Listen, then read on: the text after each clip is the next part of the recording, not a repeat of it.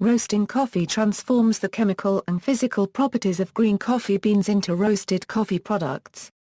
The roasting process is what produces the characteristic flavor of coffee by causing the green coffee beans to expand and to change in color, taste, smell, and density.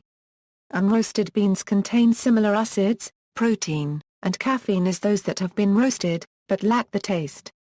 Heat must be applied for the Maillard and other chemical reactions to occur. As green coffee is more stable than roasted, the roasting process tends to take place close to where it will be consumed. This reduces the time that roasted coffee spends in distribution, giving it a longer shelf life. The vast majority of coffee is roasted commercially on a large scale, but some coffee drinkers roast coffee at home in order to have more control over the freshness and flavor profile of the beans. Process: the coffee roasting process follows coffee processing and precedes coffee brewing. It consists essentially of sorting, roasting, cooling, and packaging but can also include grinding in larger-scale roasting houses. In larger operations, bags of green coffee beans are hand or machine opened, dumped into a hopper, and screened to remove debris. The green beans are then weighed and transferred by belt or pneumatic conveyor to storage hoppers. From the storage hoppers, the green beans are conveyed to the roaster. Initially, the process is endothermic, but at around 175 degrees Celsius it becomes exothermic. For the roaster, this means that the beans are heating themselves and an adjustment to the roaster's heat source might be required. At the end of the roasting cycle, the roasted beans are dumped from the roasting chamber and cooled with forced air. Equipment: the most common roasting machines are of two basic types, drum and hot air, although there are others including packed bed, tangential and centrifugal roasters. Roasters can operate in either batch or continuous modes. Home roasters are available. Drum machines consist of horizontal rotating drums that tumble the green coffee beans in a heated environment. The heat source can be supplied by natural gas, liquefied petroleum gas, electricity, or even wood. The most common employ indirectly heated drums where the heat source is under the drum. Direct-fired roasters are roasters in which a flame contacts the beans inside the drum. Very few of these machines are still in operation. Hot air roasters force heated air through a screen or perforated plate under the coffee beans with sufficient force to lift the beans. Heat is transferred to the beans as they tumble and circulate within this fluidized bed. Roasts. Coffee roasters use names for the various degrees of roast, such as city roast and French roast, for the internal bin temperatures found during roasting. Roast masters often prefer to follow a recipe, or roast profile to highlight certain flavor characteristics. Any number of factors may help a person determine the best profile to use, such as the coffee's origin, variety, processing method, or desired flavor characteristics. A roast profile can be presented as a graph showing time on one axis and temperature on the other, which can be recorded manually or using computer software and data loggers linked to temperature probes inside various parts of the roaster. The most popular, but probably the least accurate, method of determining the degree of roast is to judge the beans' color by eye. As the beans absorb heat, the color shifts to yellow and then to increasingly darker shades of brown. During the later stages of roasting, oils appear on the surface of the bean.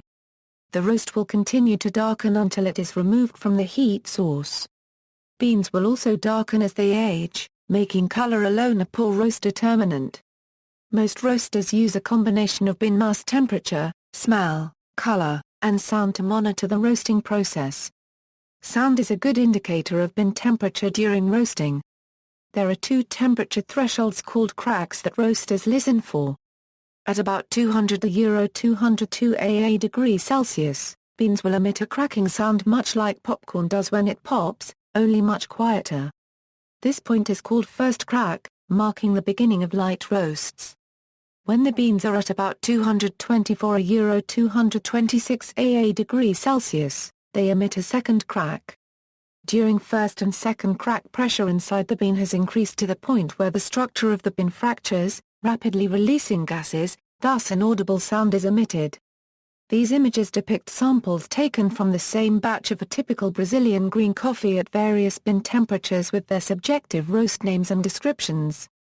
Roast flavors: at lighter roasts, the bean will exhibit more of its origin flavor. The flavors created in the bean by its variety, the soil, altitude, and weather conditions in the location where it was grown. As the beans darken to a deep brown, the origin flavors of the bean are eclipsed by the flavors created by the roasting process itself. At darker roasts, the roast flavor is so dominant that it can be difficult to distinguish the origin of the beans used in the roast. Below, roast levels and their respective flavors are described. These are qualitative descriptions, and thus objective. As a rule of thumb, the shinier the bean is, the more dominant the roasting flavors are. Caffeine content varies by roast level. Caffeine diminishes with increased roasting level: light roast, 1.37%. Medium roast, 1.31%. And dark roast, 1.31%. However, this does not remain constant in coffee brewed from different grinds and brewing methods. Because the density of coffee changes as it is roasted, different roast levels will contain respectively different caffeine levels when measured by volume or mass, though the bean will still have the same caffeine. Home roasting. Home roasting is the process of roasting small batches of green coffee beans for personal consumption.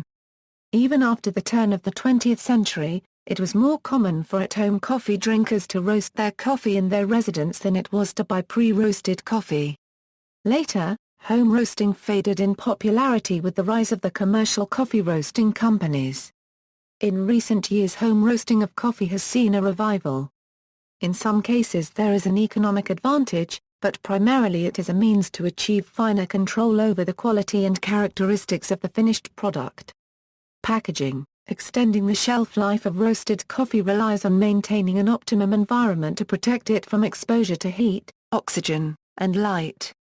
Roasted coffee has an optimal typical shelf life of 2 weeks, and ground coffee about 15 minutes. Without some sort of preservation method, coffee becomes stale. The first large-scale preservation technique was vacuum packing in cans. However, because coffee emits CO2 after roasting, coffee to be vacuum packed must be allowed to degas for several days before it is sealed. To allow more immediate packaging, pressurized canisters or foil-lined bags with pressure relief valves can be used. Refrigeration and freezing retards the staling process. Roasted whole beans can be considered fresh for up to 1 month if kept cool. Once coffee is ground, it is best used immediately.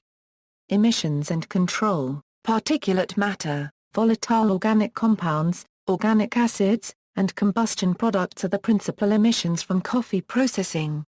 Several operations are sources of PM emissions, including the cleaning and stoning equipment, roaster, cooler, and instant coffee drying equipment. The roaster is the main source of gaseous pollutants, including alcohols, aldehydes, organic acids, and nitrogen and sulfur compounds. Because roasters are typically natural gas-fired, carbon monoxide and carbon dioxide emissions result from fuel combustion. Decaffeination and instant coffee extraction and drying operations may also be sources of small amounts of VOC. Emissions from the grinding and packaging operations typically are not vented to the atmosphere. Particulate matter emissions from the roasting and cooling operations are typically ducted to cyclones before being emitted to the atmosphere.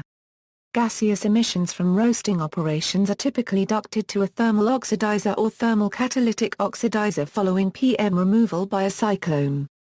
Some facilities use the burners that heat the roaster as thermal oxidizers.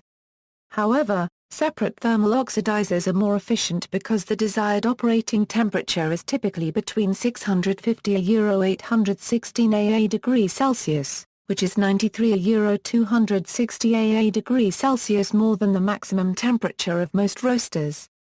Some facilities use thermal catalytic oxidizers, which require lower operating temperatures to achieve control efficiencies that are equivalent to standard thermal oxidizers. Catalysts are also used to improve the control efficiency of systems in which the roaster exhaust is ducted to the burners that heat the roaster. Emissions from spray dryers are typically controlled by a cyclone followed by a wet scrubber. Gallery. See also: coffee, dry roasting, home roasting coffee, food grading, French press, torrefacto. References.